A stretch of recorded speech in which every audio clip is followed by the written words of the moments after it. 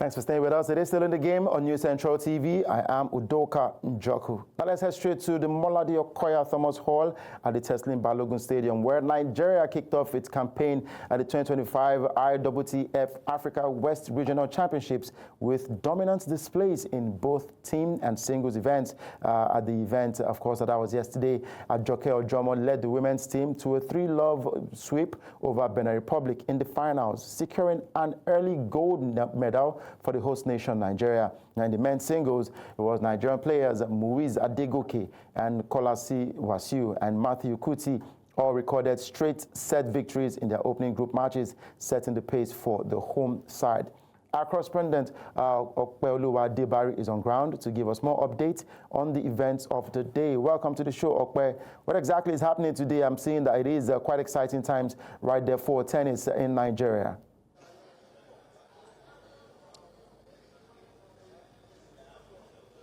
Yeah, good afternoon, Udoka. It's a pleasure to be in the game today. At this point in time, they actually just caught power at this Mokola stadium right here, the indoor stadium right here at Teslim Balogun. We just had just a brief issue with power outage, but I'm sure it'll be back on. But, back to, the West African Lagos Tennis Championships going on right here. It's been fantastic thus far.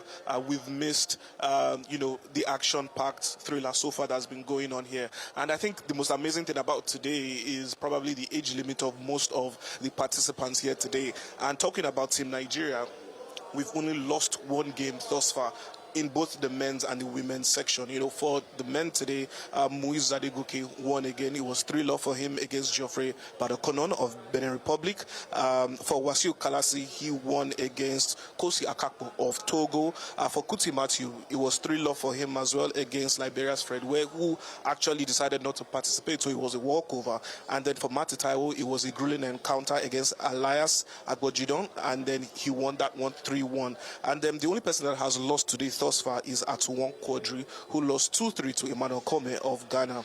And then for the women's, Ahmed Marian won 3-0 against Audrey Diama of Cote d'Ivoire. Fatou Bangura lost to Ojo Favor 3-love as well.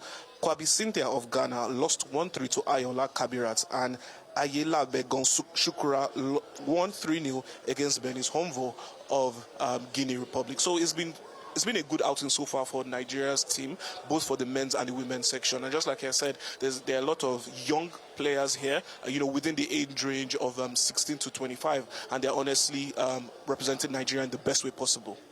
Right, talking about representing Nigeria the best way possible, we've seen Nigeria struggle against some of these other top African, West African countries who are better table tennis players. I beg to use that line, actually, because I've been there, I've seen some of these games. But with what you've seen so far, do you think it will be a different tournament for the Nigeria contingent against these top-seeded players?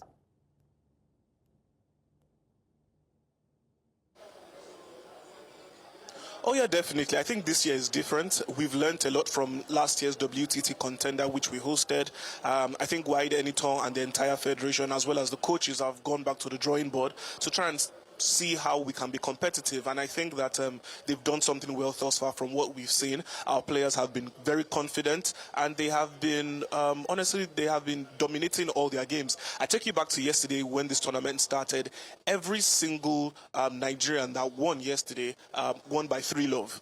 That's how dominant we were yesterday, and that's what has qualified everyone that has competed today based on yesterday's results. So far, so good. It's been a dominant display, and I think it's only going to get better. But obviously, we're looking forward to the knockout stages, and we'll see how we perform when we're under pressure.